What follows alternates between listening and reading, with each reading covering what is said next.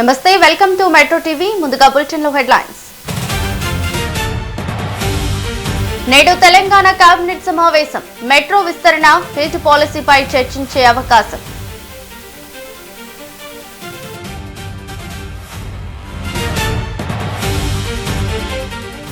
ఏపీలో BC రిజర్వేషన్లపై dedicated commission కసరత్తు. సర్కార్కు నివేదిక ఇవ్వనున్న డెడికేటెడ్ కమిషన్.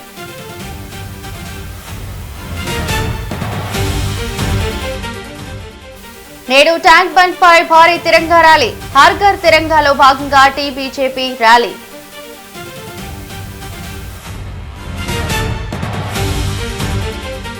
స్వాతంత్ర దినోత్సవం వేళ ముస్తాబైన చార్మినార్. త్రివర్ణ రంగుల విద్యుత్ కాంతుల్లో చారిత్రక కట్టడం ముస్తాబైన చార్మినార్.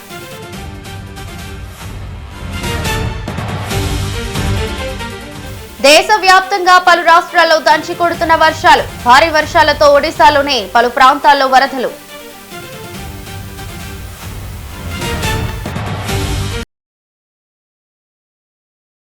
డీటెయిల్స్ చూస్తే కాసేపట్లో సచివాలయంలో తెలంగాణ కేబినెట్ సమావేశం జరగనుంది.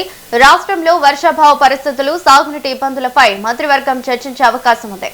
మెట్రో ప్రాజెక్టుకు నిధుల సమీకరణ, మెట్రో విస్తరణ అంశాలపైన సమీక్ష జరగనున్నట్లు సమాచారం. మూసీ ప్రాజెక్టు వర్షాకాల అసెంబ్లీ సమావేశాల నిర్వహణకు సంబంధించిన అంశాలు కూడా చర్చకు వచ్చే అవకాశం ఉంది. వీటితో పాటు ముఖ్యమంత్రి విదేశీ పర్యటనపైన కేబినెట్ లో చర్చించే అవకాశం ఉన్నట్లు తెలుస్తోంది.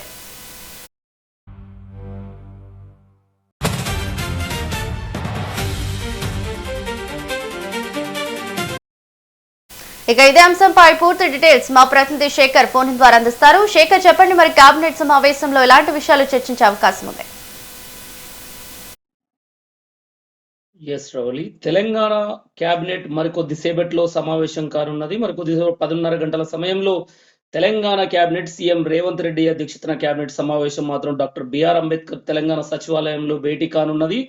ప్రధానంగా రాష్ట్ర వ్యాప్తంగా ఈ కీలక కేబినెట్ సమావేశంలో తెలంగాణ కేబినెట్ తీసుకునే నిర్ణయాల పట్ల ఎంతో ఆసక్తిగా ఎదురు చూస్తున్నారు తెలంగాణ సమాజం. ఎలాంటి నిర్ణయాలు తీసుకోబోతుంది ఈ రోజు తెలంగాణ కేబినెట్ లో, తెలంగాణ కేబినెట్ అనేది ఆసక్తిగా ఎదురు చూస్తున్నారు. ప్రధానంగా చూసుకున్నట్లయితే తెలంగాణలో అమలవుతున్న సంక్షేమ పథకాలు, ఏదైతే తెలంగాణ ప్రభుత్వం అమలు చేస్తున్న పథకాలపైన, ప్రజాపాలన సంబంధించిన అంశాలపైన కీలకంగా చర్చించే అవకాశం కనబడుతున్నది. అలానే రాష్ట్రంలో 2 లక్షల మందికి చేయూత పథకం ద్వారా పింఛన్లు, 2 లక్షల పింఛన్ల అంశం పైన ప్రధానంగా చర్చించి దానికి ఆమోద ముద్ర తెలిపే అవకాశం కనబడుతున్నది.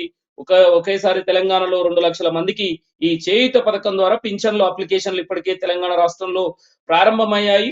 వితంతువులు కావచ్చు, వృద్ధులు కావచ్చు, వికలాంగులు కావచ్చు, ఏదన్నా డయాబెటీస్ వాళ్ళకు సంబంధించిన ఆరోగ్య హెల్త్ సమస్యలు ఉన్న వాళ్ళకి కావచ్చు, వీళ్ళందరికీ మాత్రం తెలంగాణలో పింఛన్లు చేయూత పథకం ద్వారా ప్రారంభమైంది. ఇప్పటికే మీ సేవ సెంటర్ల దగ్గర, అక్కడ మున్సిపల్ వార్డ్ ఆఫీసుల్లో, జిహెచ్ఎంసీ ఆఫీసుల్లో పెద్ద ఎత్తున అప్లికేషన్లు ఇస్తున్న నేపథ్యంలో 2 లక్షల మందికి చేయూత పథకం ద్వారా లబ్ధి చేకూరేలాగా ఆ కీలక ఫైల్ కి ఆమోదం తెలిపే అవకాశం ఉంది. ఇక మరో విషయానికి వచ్చినట్లయితే హెల్త్ పాలసీకి సంబంధించి, భూములకు సంబంధించి, భూమికి సంబంధించి ఏదైతే భూములు రైతుల నుంచి తీసుకుంటారో భూసేకరణ అంశంలో ఒక కొత్త ప్రతిపాదన తెస్తే ఎలా ఉంటుంది, దానికి తగ్గ విలువైన భూముల్ని రైతులకు కట్టబెట్టే విధంగా ఎలాంటి సంస్కరణలు తీసుకురావాలనే అంశం పైన ఈ భూ సంస్కరణల విషయంలో కూడా చర్చించే అవకాశం ప్రధానంగా కనబడుతున్నది. మరోపక్క మూసీ ప్రాజెక్టు, గాంధీ సరోవర్ ప్రాజెక్టు అంశం పైన మెట్రో రైలు ఫేజ్ 1 టేక్ ఓవర్ కావచ్చు, ఫేజ్ 2 విస్తరణకు సంబంధించి కూడా చర్చించే అవకాశం కనబడుతున్నది. అలానే కృష్ణా నది కావచ్చు, గోదావరి నది నీళ్ల విషయంలో కావచ్చు, ఎలనినో ప్రభావం ద్వారా వర్ష ప్రభావం, సాగునీటి, తాగునీటి ఇబ్బందులపైన చర్చించే అవకాశం స్పష్టంగా కనబడుతున్నది. మెట్రో నిధులు సమీకరణ, మెట్రో ఫేజ్ 2 అంశాలు, గాంధీ సరోవర్ ప్రాజెక్టుకు సంబంధించిన అంశాలు, అలానే ఏదైతే సీఎం రేవంత్ రెడ్డి ఏజ్ 21 చట్టసభలకు ఏజ్ 21గా నిర్ణయిస్తూ చట్టసభల్లో నిర్ణయం తీసుకుని తెలంగాణ శాసనసభలో ఒక ఆమోదం తెలిపి కేంద్రానికి పంపుతామని ఏదైతే చెప్పారో దానిపైన కూడా చర్చించే అవకాశం ఉంది.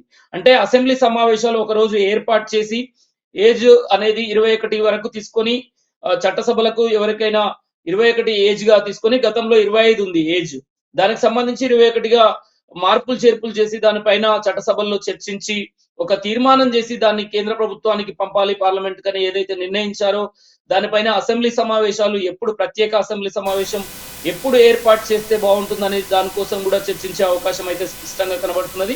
అలానే సీఎం పర్యటన ఉన్న నేపథ్యంలో విదేశీ పర్యటన ఉంది. సీఎం రేవంత్ రెడ్డి పర్యటన పెట్టుబడులే లక్ష్యంగా కాకుండా అలానే ఏదైతే విద్యా వ్యవస్థకు సంబంధించి తెలంగాణలో పెట్టుబడులు అలానే విద్యా వ్యవస్థకు సంబంధించి కీలకంగా తన విదేశీ పర్యటన మాత్రం విద్యా వ్యవస్థ తెలంగాణలో విద్యా వ్యవస్థ ఇతర దేశాల్లో ఎలా ఉంది అమలవుతుంది దాని తీరుతెన్నులపైన విదేశీ పర్యటన ఉన్న నేపథ్యంలో మరి దానికి సంబంధించిన చర్చ కూడా ఈ రోజు క్యాబినెట్ లో చర్చిస్తారనేది మాత్రం తెలుస్తున్నది. రేపు ఆగస్టు 15 రేపే స్వాతంత్ర దినోత్సవం సందర్భంగా నూతన రేషన్ కార్డులు కావచ్చు, పెన్షన్ విషయంలో కావచ్చు, ఇలా అనేక అంశాలపైన క్యాబినెట్ లో కీలక నిర్ణయాలు తీసుకునే అవకాశం కనబడుతున్నది రవలి. మరి సాగునీటి ఇబ్బందులు గురించి ఉపశమనం కోసం ప్రభుత్వం ఏమైనా ప్రత్యేక ప్యాకేజీలు ప్రకటించే అవకాశం ఉందంటారా? ఎస్ రవలి, ఈ సాగునీటి విషయంలో ఇప్పటికే నిన్న కూడా మనం చూసుకోవచ్చు. KRMB Krishna river management board కూడా నిన్ననే సమావేశమైంది.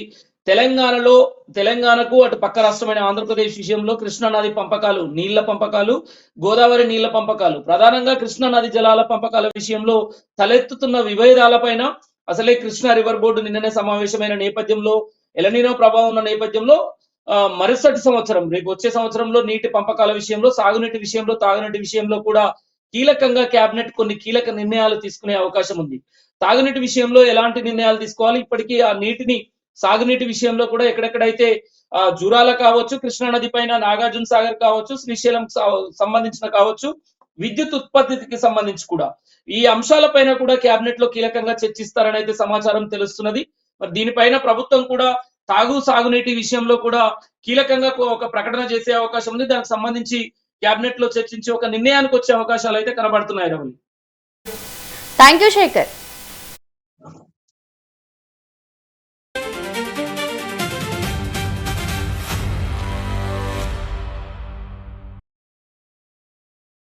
ఈ నెల 17 నుంచి ఏపీ కేబినెట్ వర్షాకాల సమావేశాలు, అసెంబ్లీ సమావేశాల్లో కీలక బిల్లులకు ప్రభుత్వం సిద్ధం.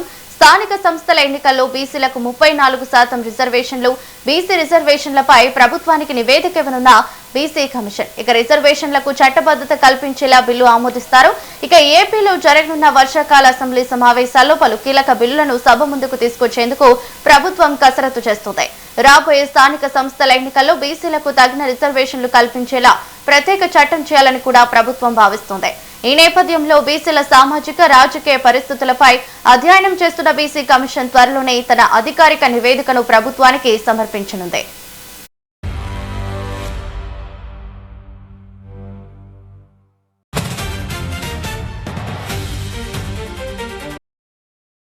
ఇక ఈ నివేదిక ఆధారంగా పంచాయతీరాజ్, మున్సిపల్ చట్టాలకు సవరణలు చేస్తూ బీసీ రిజర్వేషన్ల బిల్లును అసెంబ్లీలో ప్రవేశపెట్టాలని ప్రభుత్వం యోచిస్తోంది. ఈ రిజర్వేషన్ల బిల్లుతో పాటు పాలనాపరమైన సంస్కరణలు, వివిధ శాఖలకు సంబంధించిన చట్ట సవరణ బిల్లులను కూడా ఈ సమావేశాల్లో సభ ముందుంచే అవకాశం ఉన్నట్లు తెలుస్తోంది. ఇక ఇదే అంశంపై పూర్తి డీటెయిల్స్ మా ప్రతినిధి శ్రీనివాస్ ఫోన్ ద్వారా అందిస్తారు. శ్రీనివాస్, చెప్పండి. ఈ నెల 17 నుంచి ఆంధ్రప్రదేశ్ అసెంబ్లీ సమావేశాలు ప్రారంభం కానున్నాయి. ఈ అసెంబ్లీ సమావేశాలలో స్థానిక సంస్థల ఎన్నికలకు సంబంధించి బీసీలకు 34% రిజర్వేషన్ కేటాయింపు అనే అంశం పైన పూర్తిగా ప్రభుత్వం నిర్ణయం తీసుకొని బిల్లు పెడతానికి సిద్ధమైనటువంటి. అయితే ముఖ్యంగా చూసుకుంటే ఈ నెల 19వ తేదీన కేబినెట్ భేటీ ఉంది. ఆ కేబినెట్ భేటీలో నిర్ణయం తీసుకొని ఆమోదం పొందిన తర్వాత అసెంబ్లీలో పెట్టే అవకాశం కూడా ఉంది. అలానే చూసుకున్నట్లయితే కనుక ఈ రోజు రేపట్లో బీసీ కమిషన్ కి సంబంధించి ఏదైతే ప్రభుత్వం నియమించిన బీసీ కమిషన్ ఏదైతే ఉందో వానికి సంబంధించి ఆ బీసీ రిజర్వేషన్ పై ఏర్పాటు చేసినటువంటి కమిషన్ ఒక నిర్ణయం తీసుకొని ప్రభుత్వానికి ఒక నివేదిక ఇవ్వడానికి కూడా సిద్ధమవుతున్నటువంటి పరిస్థితి కూడా ఉండడం జరిగింది. అంటే స్థానిక సంస్థల్లో 34% రిజర్వేషన్ ఇవ్వాలి, దానికి సంబంధించి ఎటువంటి విధంగా ఇవ్వాలి, ఏంటి, ఏ విధంగా కల్పించాలి అనే విషయాలపైన కూడా చర్చ చేస్తున్నటువంటి పరిస్థితి ఉంది. అలానే ముఖ్యంగా చూసుకుంటే ఇతర అసెంబ్లీలో కూడా దిశ చట్టం రద్దుకు సంబంధించినటువంటి బిల్లును పెడతాము. వాటితో పాటు మరో 4 బిల్లులు కూడా ఉండే అవకాశం కూడా ఉండటం జరిగింది. అంటే ముఖ్యంగా చూసుకున్నట్లయితే గనక ఆంధ్రప్రదేశ్ అసెంబ్లీ సమావేశాలలో కీలకమైనటువంటి ఒక 6 బిల్లులు ప్రభుత్వం ప్రొడ్యూస్ చేయడానికి సిద్ధమవుతున్నటువంటి పరిస్థితి ఉంది. దానికి సంబంధించి మంత్రివర్గ ఉపసంఘం కూడా ఆమోదం తెలిపినటువంటి పరిస్థితి కూడా ఉండటం జరిగింది. ముఖ్యంగా చూసుకున్నట్లయితే కనుక రిజర్వేషన్ చట్టబద్ధత కల్పించే విధంగా బిల్లులు ఉండే విధంగా సిద్ధం చేస్తున్నారు. ప్రధానంగా రానున్న పంచాయతీరాజ్ అలానే మున్సిపాలిటీకి సంబంధించి గాని, ఈ స్థానిక సంస్థల ఎన్నికలు ఏవైతే ఉన్నాయో, ఆ ఎన్నికల్లోనే ఈ ఏదైతే బీసీ రిజర్వేషన్‌కి సంబంధించినటువంటి అంశము, దానికి సంబంధించినటువంటి వాటిపై కూడా క్లారిటీ వచ్చే విధంగా సిద్ధం చేస్తున్నారు. అంటే ఈ అసెంబ్లీ సెల్‌లో బిల్లు పాస్ అయితే అవి తప్పనిసరిగా అమలు చేయడానికి అవకాశం ఉంటుంది కాబట్టి, చట్టం రూపొందించడానికి ప్రభుత్వం సిద్ధం చేస్తున్నటువంటి పరిస్థితి. ఈరోజు రేపట్లో ప్రభుత్వానికి ఒక నివేదిక ఇవ్వనున్నారు. ఆ నివేదిక ఆధారంగానే కేబినెట్‌లో దానిపై చర్చించడం, తర్వాత అసెంబ్లీలో పెడతాం. మొత్తం కూడా ప్రాసెస్ చేయడానికి కూడా ప్రభుత్వం కసరత్తు చేస్తున్నటువంటి పరిస్థితి గనుక ఉంది. అయితే బీసీలకు 34% రిజర్వేషన్ అనేది కామన్‌గా గ్రామ స్థాయి నుంచి మండల స్థాయి, అలానే డివిజన్ స్థాయి దాకా కూడా జనాభా ప్రాతిపదికనే రిజర్వేషన్‌లు ఖరారయ్యే అవకాశం కూడా కనపడుతుంది. ఎస్ శ్రీనివాస్, మరి కొత్తగా తీసుకురాబోతున్న ఈజ్ ఆఫ్ డూయింగ్ 2026 దీనిలో ఎలాంటి మార్పులు రాబోతున్నాయి? అంటే ప్రధానంగా చూసుకున్నట్లయితే గనక మార్పులనేది చిన్న చిన్న మార్పులే ఉండే అవకాశం కనపడుతుంది గానీ, ఎక్కడా కూడా పూర్తి స్థాయి దాన్ని కరెక్ట్ చేసే పరిస్థితి గనక లేదు. అంటే ప్రభుత్వం కూడా ఏదైనా చిన్న చిన్న సూచనలతోటే మరలా రీసెట్ చేసే విధంగా ఏర్పాటు చేస్తున్న పరిస్థితి గనక కనపడుతుంది. అలానే మంత్రివర్గం ఏదైతే ఆమోదం తెలుపుతుందో దాన్నే అసెంబ్లీలో బిల్లు పాస్ చేయడానికి సిద్ధమవుతున్న పరిస్థితి గనక ఉంది. Thank you Srinivas.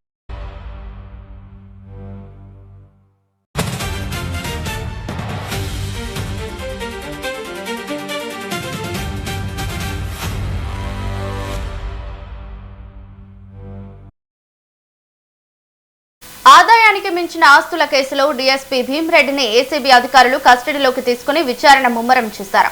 కోర్టు 2 రోజుల కస్టడీకి అనుమతించడంతో నిన్న చెంచల్గూడ జైలు నుంచి నాంపల్లిలోని ఏసీబీ కార్యాలయానికి తరలించారు. భీమ్రెడ్డి కూడబెట్టినట్లు అనుమానిస్తున్న అక్రమ బినామీ ఆస్తులపై అధికారులు ఆరా తీస్తున్నారు.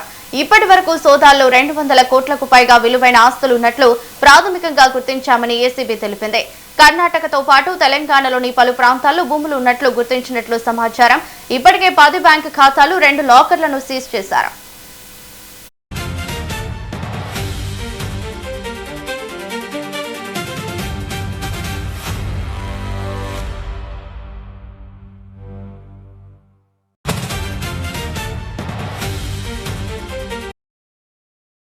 ఆదాయానికి మించిన ఆస్తుల కేసులో డీఎస్పీ భీమ్రెడ్డిని ఏసీబీ అధికారులు కస్టడీలోకి తీసుకుని విచారణ ముమ్మరం చేశారు. కోర్టు 2 రోజుల కస్టడీకి అనుమతించడంతో నిన్న చెంచల్గూడ జైలు నుంచి నాంపల్లిలోని ఏసీబీ కార్యాలయానికి తరలించారు. భీమ్రెడ్డి కూడబెట్టినట్లు అనుమానిస్తున్న అక్రమ బినామీ ఆస్తులపై అధికారులు ఆరా తీస్తున్నారు. ఇప్పటి వరకు సోదాల్లో 200 కోట్లకు పైగా విలువైన ఆస్తులున్నట్లు ప్రాథమికంగా గుర్తించామని ఏసీబీ తెలిపింది. కర్ణాటకతో పాటు తెలంగాణలోని పలు ప్రాంతాల్లో భూములున్నట్లు గుర్తించినట్లు సమాచారం. ఇప్పటికే 10 బ్యాంకు ఖాతాలు, 2 లాకర్లను కూడా సీజ్ చేశారు. ఇదే అంశంపై పూర్తి డీటెయిల్స్ మా ప్రతినిధి శివ ఫోన్ ద్వారా అందిస్తారు. శివ, చెప్పండి. ఆదాయానికి మించిన ఆస్తుల కేసులో అరెస్ట్ అయిన డీఎస్పీ సంకిరెడ్డి భీమ్రెడ్డి కేసులో కీలక పరిణామం అయితే చోటు చేసుకుంది. ఇటు చెంచల్గూడ జైల్లో రిమాండ్లో ఉన్న భీమ్రెడ్డి ఏసీబీ అధికారులు అయితే 2 రోజుల కస్టడీలోకి తీసుకున్నారు. అయితే ఆగస్టు 13 నుంచి 14 వరకు ఆయనను ఏసీబీ అధికారులు అయితే విచారిస్తున్నారు. ఇందులో భీమ్రెడ్డిని గత నెల జూలై 6న ఏసీబీ అయితే అరెస్ట్ చేయగా తెలంగాణ, కర్ణాటక సంబంధించిన 16 ప్రాంతాల్లో ఏసీబీ సోదాలు అయితే నిర్వహించింది. అయితే సోదాల్లో గుర్తించిన స్థిరచర ఆస్తుల మార్కెట్ విలువ దాదాపుగా 200 కోట్లకు పైగా ఉండొచ్చు అని అయితే ఏసీబీ అధికారులు అయితే అంచనా వేశారు. అయితే భీమ్రెడ్డి ప్రస్తుతం పోలీస్ కంప్యూటర్ సర్వీస్ విభాగంలోని పనిచేస్తున్న సమయంలో కేసు అయితే నమోదైంది. అయితే ఆదాయానికి మించిన ఆస్తులు కూడబెట్టారనే ఆరోపణలపైన అయితే అవినీతి నిరోధక శాఖ అయితే చట్టంలోని పలు సెక్షన్ల కింద నమోదు చేసింది. అయితే section 13 clause 1, clause B, 13 section clause 2 కింద అయితే కేసులను అయితే నమోదు చేయగా హైదరాబాద్లోని Vessella meadows villa, Gachibowli, telecom Nagar, Tellapur తదుపరి ఇతర ప్రాంతాల్లో ఆ ప్లాట్లు, వానికి ఆస్తులు కూడా ఉన్నట్లుగా కూడా దర్యాప్తులు అయితే గుర్తించారు. తెలంగాణలోని సంగారెడ్డి, వికారాబాద్ ప్రాంతాల్లో కూడా ఆ భూములు ఉన్నట్టు, తర్వాత ఇటు కర్ణాటకలో కూడా వ్యవసాయ భూములు ఉన్నట్టుగా కూడా ఏసీబీ అయితే గుర్తించి ఇటు బెంగళూరు ఎయిర్పోర్ట్ సమీపంలోని 1 ఎకరం భూమి, కర్ణాటకలో సుమారు 44 ఎకరాల వ్యవసాయ భూమి ఉన్నట్లుగా కూడా తాజా వివరాల్లో అయితే తెలుస్తున్నాయి. ఇటు సోదాల్లో భీమిరెడ్డి ఇంటికి సుమారు 3.6 లక్షల నగదు, మరో అనుమానిత బినామీ ఇంటి దగ్గర అయితే 40 లక్షల రూపాయల క్యాష్ ను కూడా స్వాధీనం చేసుకున్నట్లు కూడా ఏసీబీ తెలిపింది. అంటే సుమారు 2 కిలోల బంగారు ఆభరణం, 20 కిలోల వెండి వస్తువులు, దాదాపు 19.91 లక్షల బ్యాంకు బ్యాలెన్స్ ను కూడా గుర్తించినట్టు అధికారులు అయితే వెల్లడిస్తున్నారు. ఓ మినరల్ కంపెనీలో సుమారు 75 లక్షల పెట్టుబడి కూడా ఉన్నట్టు కూడా దర్యాప్తు భాగంలో అయితే తేలింది. ఇటు భీమిరెడ్డి వద్ద లభించిన ఏసీబీ పేర్కొన్న డైరీ దర్యాప్తులో కీలక ఆధారంగా కూడా మారింది. ఆ డైరీలో ఆస్తులు, అప్పులు, లావాదేవీల బినామీలు, అనుమాన వ్యక్తిత్వ వివరాలన్నీ కూడా ఏసీబీ అయితే పేర్కొంది. ఆస్తుల ఇతరుల పేర్లపై ఉంచిన విధానం, ఆస్తులు కొనుగోలుకు డబ్బు ఎక్కడి నుంచి వచ్చిందనే అంశాలపైన కూడా కస్టడీలో అయితే ప్రశ్నిస్తున్నట్టుగా కూడా సమాచారం. ఇటు బినామీ పేర్లతో ఉన్న అనుమానిస్తున్న మరిన్ని ఆస్తులు గుర్తించడం, ఆర్థిక లావాదేవీలను పరిశీలించడంపై ఏసీబీ విచారణలో అయితే కీలకంగా మారింది. ఇటు తాజాగా భీమిరెడ్డి దాఖలు చేసిన బెయిల్ పిటిషన్ అయితే ఏసీబీ నుంచి కోర్టు అయితే తిరస్కరించింది.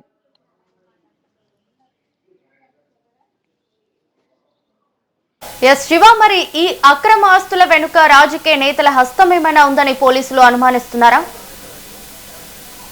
అవును రవలి, పోలీసులు అయితే ఎవరైనా వీరి వెనుకల బడా బాబులు కానీ, బినామీలు కానీ, ఇటు రాజకీయ నాయకులు కానీ ఉన్నారనే కోణాలపైన కూడా విచారిస్తున్నారు. ఎందుకంటే ఇవన్నీ కూడా వందల కోట్ల ఆస్తులు కాబట్టి ఇటు రాజకీయ నాయకులకి మరియు బిజినెస్ మ్యాన్లకు కూడా ఎక్కువ శాతం ఇంత రెవెన్యూ జనరేట్ అవ్వడానికి అవకాశం ఉంటుంది కాబట్టి ఆ కోణాల్లో కూడా ఆ విచారణ అయితే చేపడుతున్నారు Ravali. Thank you Shiva.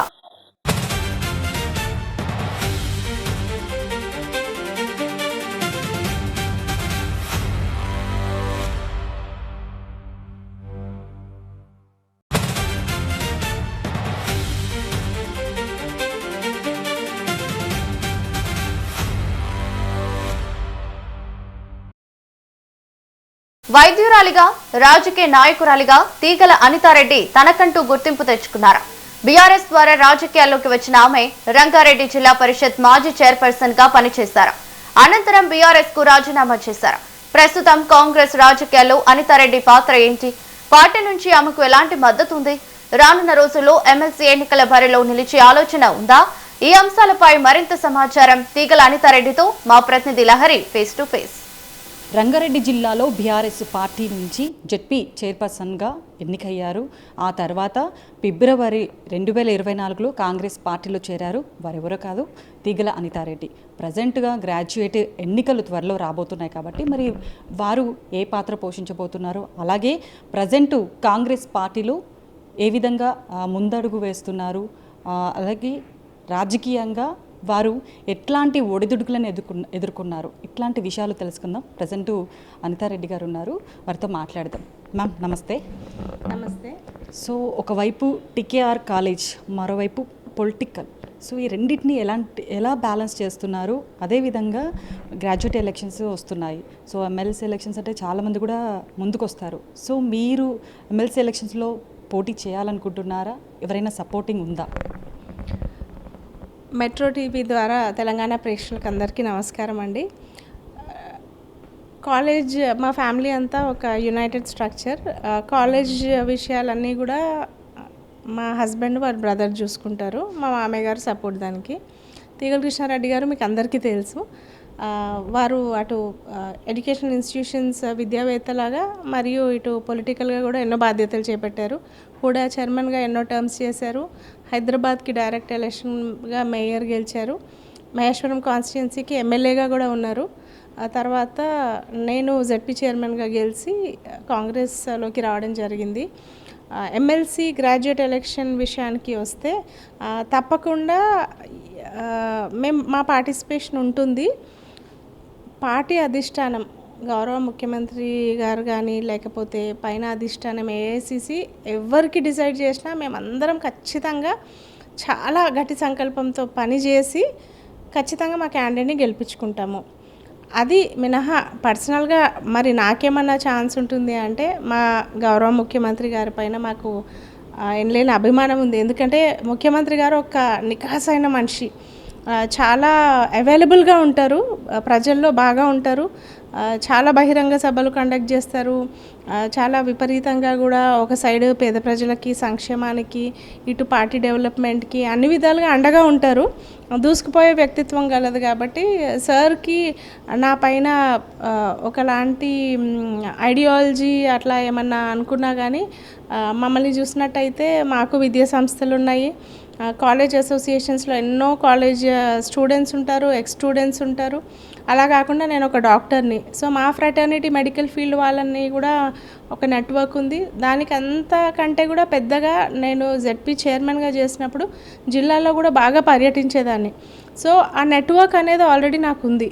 So అటు మా జెడ్పీటీసీలు అందరూ కూడా బాగా కోఆపరేటివ్గా ఉండేవాళ్ళు, ఇప్పటికీ మేము టచ్లో ఉంటాము.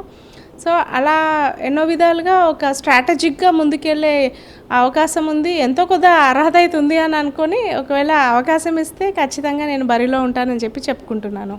సో మ్యాక్సిమము మీరు అన్నట్టుగా టీకేఆర్ కాలేజీకి ఒక అధిష్టాపకులుగా మీరు అందరూ కూడా ఉన్నారు.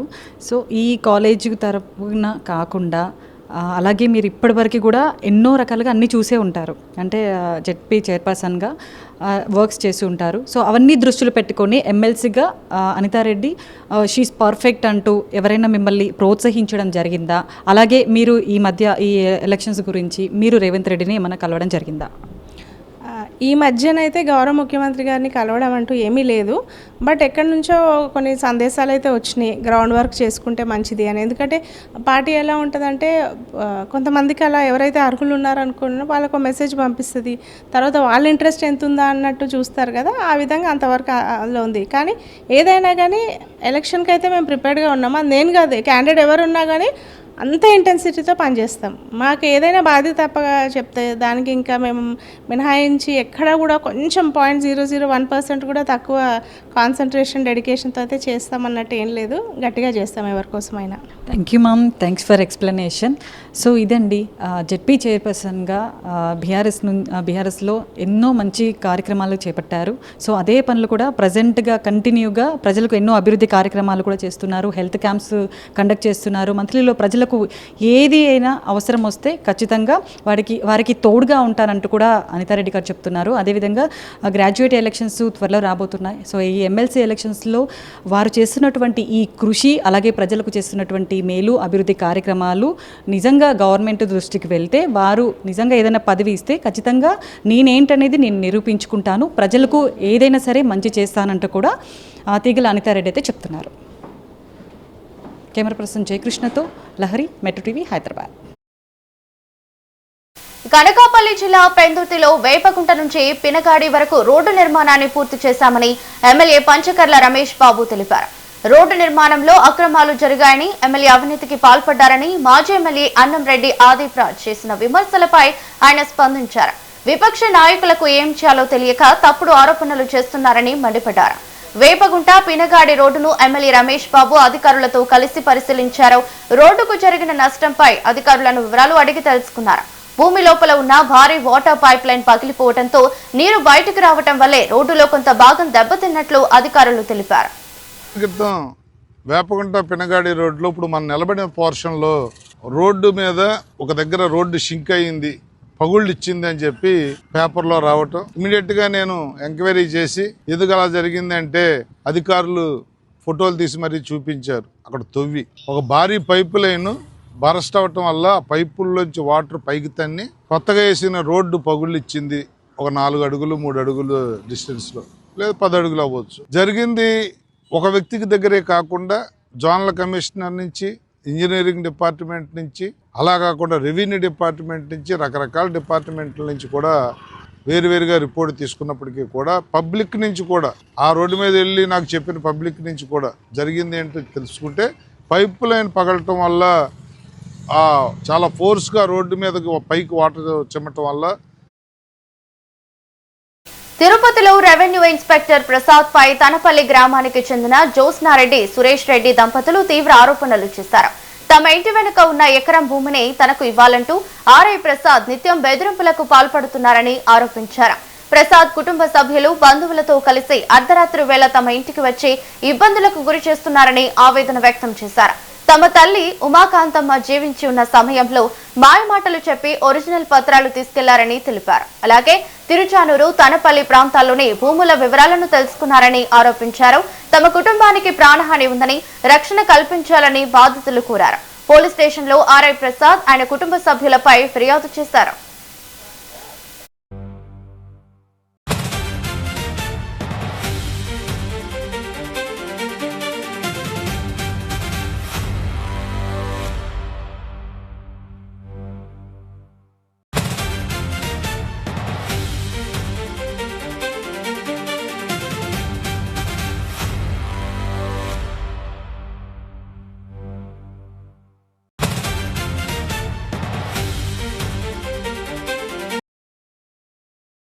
బులెటిన్ లో షార్ట్ బ్రేక్ తీసుకుందాం.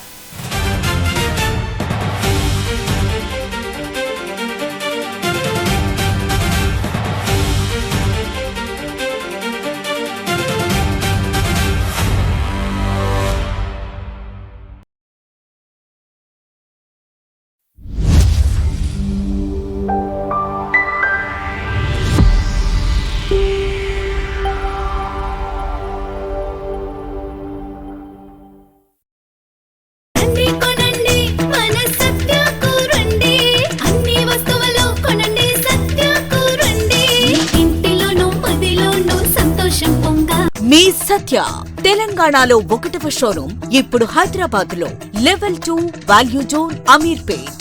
ఆగస్టు 10 అత్యంత బ్రహ్మాండంగా ప్రారంభోత్సవ ఆఫర్ గా 30,000 రూపాయలకు పైగా కొనుగోలు చేసిన అందరికీ ఒక బంగారు నాణెం ఉచితం. మన సత్య.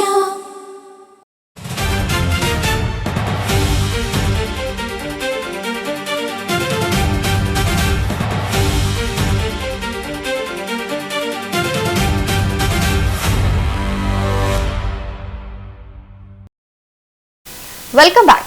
శ్రీశైలంలో గో సంరక్షణపై గోబంధు కార్యక్రమం నిర్వహించారు. బహిరంగ ప్రదేశాల్లో సంచరిస్తున్న పశువుల పరిరక్షణకు ప్రత్యేక కార్యాచరణ రూపొందించాలని ఏపీ వెటర్నరీ కౌన్సిల్ చైర్మన్ పారా వెంకట లక్ష్మయ్య పిలుపునిచ్చారు. గోవు భారతీయ సంస్కృతి, వ్యవసాయ జీవన విధానంతో ముడిపడి ఉందని తెలిపారు. పశువుల సంరక్షణను సామాజిక బాధ్యతగా గుర్తించాల్సిన అవసరం ఉందన్నారు. శ్రీశైలం దేవస్థానం పరిపాలన భవనంలో జరిగిన సమావేశంలో గోశాలల నిర్వహణ, పశుగ్రాస లభ్యత, బహిరంగ ప్రదేశాల్లో పశువుల సంరక్షణ తదితర అంశాలపై చర్చించారు. రాష్ట్రంలోని వివిధ ప్రాంతాల గోశాలల నిర్వాహకులు, గో సంరక్షకులు పాల్గొన్నారు.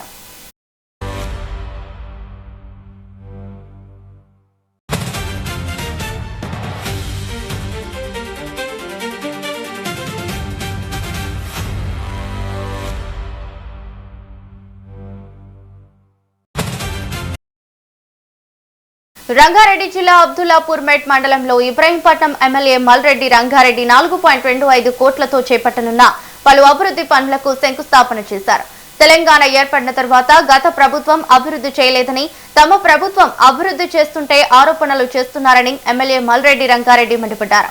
ఇబ్రహీంపట్నం నియోజకవర్గాన్ని ఇప్పటి వరకు 700 కోట్లతో అభివృద్ధి చేస్తున్నామని ఆయన తెలిపారు. గత 15 ఏళ్లలో అనేక భూ కుంభకోణాలు జరిగాయని, మునగనూరు భూపాల విషయంలోనూ ప్రభుత్వ భూమి అంటూ నాటకాలు ఆడుతున్నారని ఎమ్మెల్యే విమర్శించారు. 11 గ్రామాలలో 4,25,00,000 రూపాయలతోని దాదాపు 30 ఫౌండేషన్ స్టోన్స్ ఇవాళ వేయడం జరిగింది. కొన్ని అందులో ఇనాగరేషన్లు ఉన్నాయి. ఈ రోజు మేము అభివృద్ధి మీద 10 సంవత్సరాలు ఈ ప్రాంతాన్ని అస్తవ్యస్తం చేసిండ్రు. ఒకప్పుడు ఈ గ్రామాలన్నీ ఆదర్శ గ్రామాలు.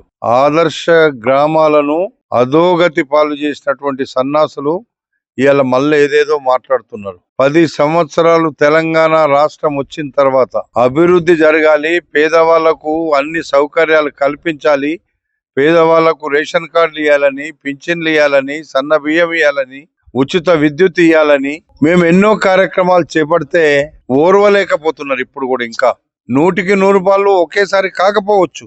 700 కోట్ల రూపాయల రోడ్ల కోసం, డ్రైనేజ్ కోసం, మంచినీటి కోసం తెచ్చేయడం జరిగింది.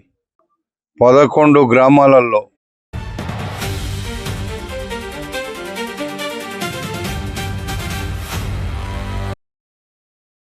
ఏపూరి సోమన్నను ఎమ్మెల్యేగా చేస్తానని కాంగ్రెస్ నేత కోమటిరెడ్డి రాజగోపాల్ రెడ్డి వ్యాఖ్యానించారు.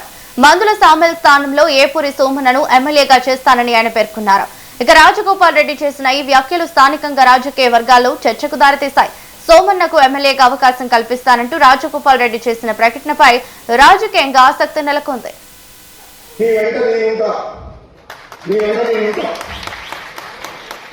నేను అన్ని పదవులు చూసిన ఎమ్మెల్యే అయినా ఎంపీ అయినా ఎమ్మెల్సీ అయినా నాకు మీలాంటి వాళ్ళని కాపాడాలి, మీలాంటి నాయకత్వాన్ని ప్రోత్సహించాలి, మీలాంటి కళాకారులు కూడా చట్టసభలో అడుగు పెట్టాలి, పోరాటం చేయాలి, పేద ప్రజలకు అండగా ఉండాలి. అదే కదా మనం సామాజిక తెలంగాణ కోరుతుంది. మన తెలంగాణ ఉద్యమం నడిచిందే తెలంగాణ ప్రజల యొక్క ఆత్మ గౌరవం కోసం, ఆత్మ కోసం, డబ్బుల కోసం, పనుల కోసం కాదు, ఆత్మ గౌరవ నినాదాల కోసం తెలంగాణ. మీరు ఎవరు కాలు మొక్కాల్సిన అవసరం లేదు, ఎవరికి ముందు దండాలు పెట్టాల్సిన అవసరం లేదు, గులాంగిరి చేయాల్సిన అవసరం లేదు. మీ హక్కు. మీరు కళాకారులుగా చట్టసభలో అడుగుపెట్టాల్సిన అవసరం ఉంది. తప్పకుండా రావాలి. నేను చెప్తున్నా, రాబోయే రోజుల్లో ఏదో ఒక నియోజకవర్గం నుంచి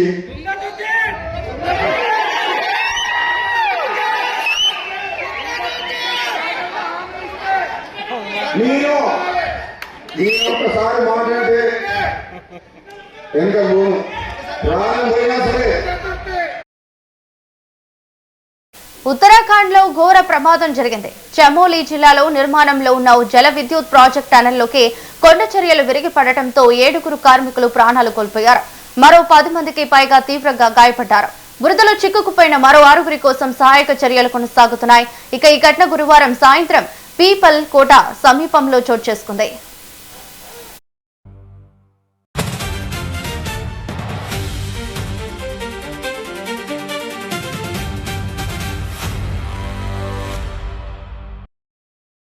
తెహ్రీ హైడ్రో డెవలప్మెంట్ కార్పొరేషన్ నిర్మిస్తున్న విష్ణుఘాట్ పీపుల్ కోట జల విద్యుత్ ప్రాజెక్ట్ టనెల్లో కార్మికులు పనిచేస్తున్నారు. సాయంత్రం 7 గంటల సమయంలో టనెల్ పైభాగంలో ఉన్న కొండ చర్యలు ఒక్కసారిగా విరిగిపడ్డాయి. దీంతో టనెల్లోకి భారీగా బురద నీరు, రాళ్లు దూసుకొచ్చాయి. ఆ సమయంలో లోపల పనిచేస్తున్న సుమారు 22 మంది కార్మికులు బయటకు రాలేక చిక్కుకుపోయారు. ఇక ప్రమాదం గురించి తెలియగానే ఎన్డీఆర్ఎఫ్, ఎస్డీఆర్ఎఫ్, ఆర్మీ, ఐటీబీపీ బృందాలు వెంటనే ఘటనా స్థలానికి చేరుకున్నాయి. హెవీ డ్యూటీ పంపులతో సహాయంతో టనెల్లోని బురద నీటిని బయటకు తోడుతూ సహాయక చర్యలు చేపట్టాయి.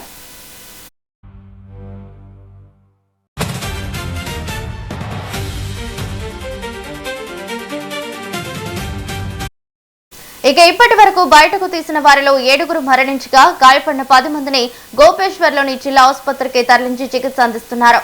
బురద కింద చిక్కుకున్న మరో 6 కోసం గాలింపు ముమ్మరంగా కొనసాగుతుంది.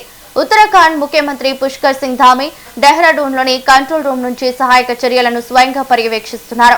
బాధితులకు మెరుగైన వైద్యం అందించాలని అధికారులను ఆదేశించారు. ఇక ఈ ప్రాజెక్టులో జార్ఖండ్ కార్మికులు కూడా ఉండటంతో ఆ రాష్ట్ర సీఎం హేమంత్ సోరెన్ ధామీతో ఫోన్లో మాట్లాడి వివరాలు తెలుసుకున్నారు. బాధితులను ఆదుకుంటామని ధామీ హామీ ఇచ్చారు.